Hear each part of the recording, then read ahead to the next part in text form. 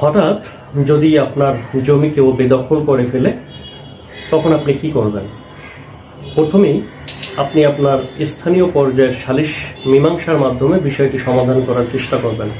যদি তাতে কাজ না হয়, যেহেতু অন্য সম্পত্তি ভোগ দখল করা একটি ফৌজদারি অপরাধ, সেক্ষেত্রে আপনি আপনার নিকটবর্তী থানায় গিয়ে আপনার বিষয়টিকে অবগত করে একটি অভিযোগ বা একটি এজাহার দায়ের করতে পারেন। তখন পুলিশ ঘটনার সত্যতা এবং তদন্ত সাপেক্ষে ব্যবস্থা নিতে পারবেন।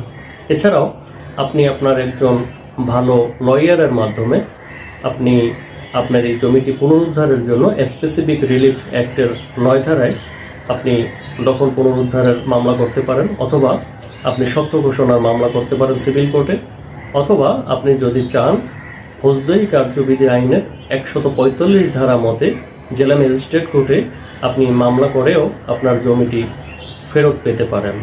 ধন্যবাদ, ভালো থাকবেন।